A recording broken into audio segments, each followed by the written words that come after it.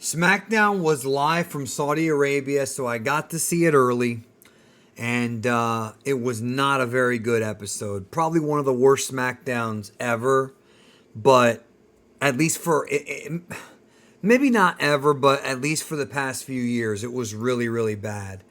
But I gotta talk about that closing segment, man. I have to because I was just thinking about it. Like, people are going to probably be talking about this one for quite some time now. If you haven't seen the end of SmackDown yet, like I said, it's on the Netflix version, international version. All you have to do is get Netflix and use a VPN. Some websites have it up early as well if you want to do it that way.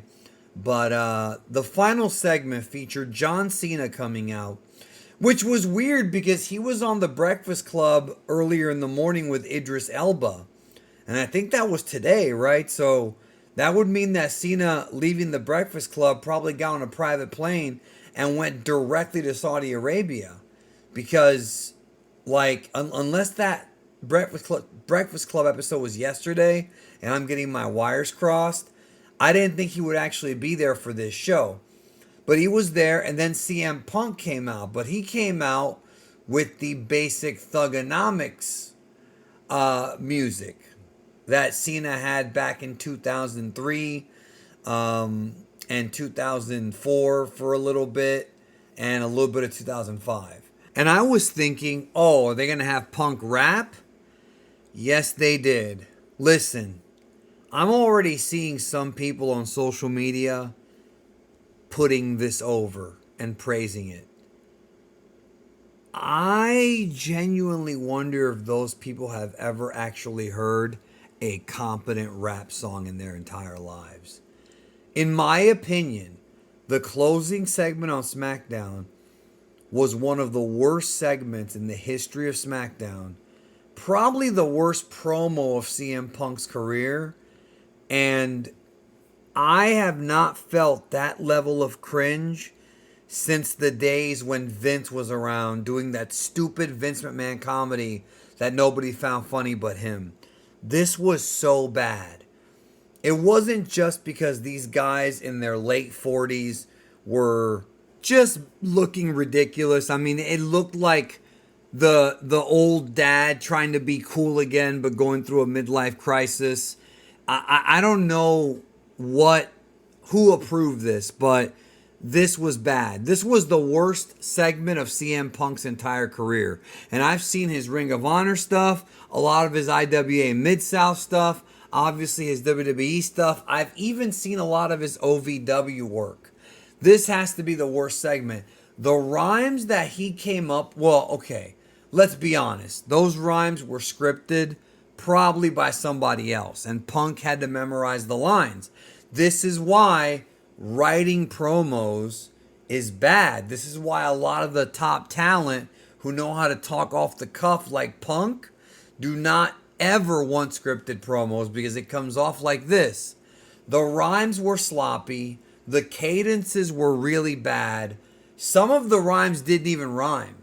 Like, it was clearly something read by somebody who wasn't really too familiar with, like, rap songs or rap music, and somebody who clearly, let's just say that CM Punk's choice of music, for me, it feels like rap. He hasn't heard that many rap songs because he didn't sound like he had ever heard any rap songs. He was off beat. He tried to cram too many lines into one, or too many words into one line.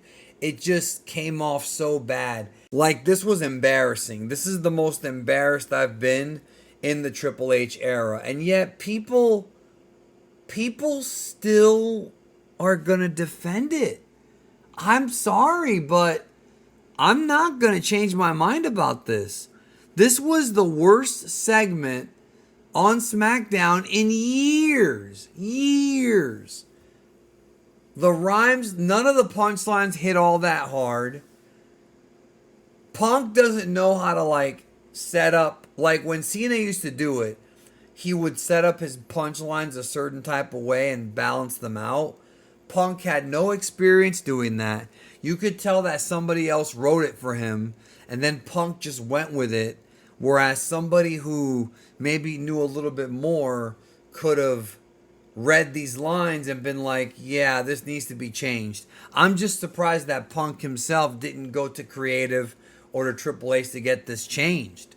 Like, it was really bad. This felt like one of those cringe mid 2000s Brian Gewirtz, Dave Lagana segments that Vince McMahon approved that only he finds funny. This was bad. Bad. And I'm actually kind of in shock as to how bad it was. I'm actually kind of in shock that that made air. Now, I want to tell you this. I watched the live Netflix feed. There's a chance, and I don't think it's going to happen, but there is a chance that they either reshoot this in between the hours after the Netflix feed was recorded and aired and the USA Network feed, and when they re-release it, it'll be a better version, or they just cut the segment out completely. I was thinking they cut it out from the USA Network broadcast.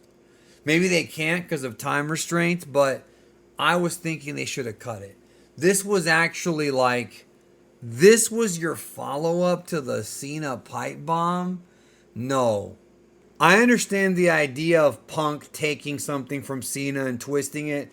The idea may have sounded good on paper, but Punk was very uncomfortable reading his lines. He was very, you could tell that he didn't like, you could tell that he sort of knew that this was bad. Not to mention that on one of the lines, he messed up like 3 times. Like, he did not feel confident doing this. Like, I've never seen CM Punk not feel confident behind that microphone. And I've been watching CM Punk since 2004, since the Ring of Honor days. Like, you know, this dude was naturally made to talk behind a mic.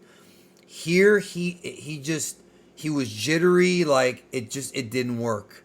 Whoever approved this was a horrible, horrible segment. The whole show was pretty bad. At the very least, next week's episode is going to start the 2-hour Smackdowns. And I don't know if it's going to be 2 hours like indefinitely or if it's just for the 1 week. But at the very least, by then, it'll be less Smackdown. And Smackdown has been my least favorite show of the week for like 6 months, yo. Like Dynamite was also my least favorite, but I just turned that one off. SmackDown did not turn me off bad enough that I'll stop watching it. However, I'm telling you this right now. If next week's SmackDown was 3 hours and not 2, I'd probably skip it. Unless something big was advertised for it, I'd probably skip it because, man, this segment was putrid. I don't understand how anyone could have liked it. And I've seen the copium. Oh, well, it was in front of the wrong crowd. No, dude, it was bad. It was straight up bad. Like, I don't know how people can be defending this. I don't know how people could be defending this. It's actually flabbergasting. It really is. I feel bad for Punk. Man, they should never air that again. I wish that someday, though, they would both speak about it, because I think they're going to have some funny stories about how this whole thing came together. It's fine. It's not going to ruin the company permanently or anything like that.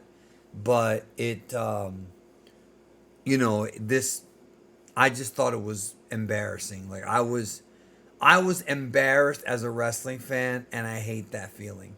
I hate the feeling that when I watch wrestling, it's already corny enough as it is. It's already like weird and goofy, but I don't want to just...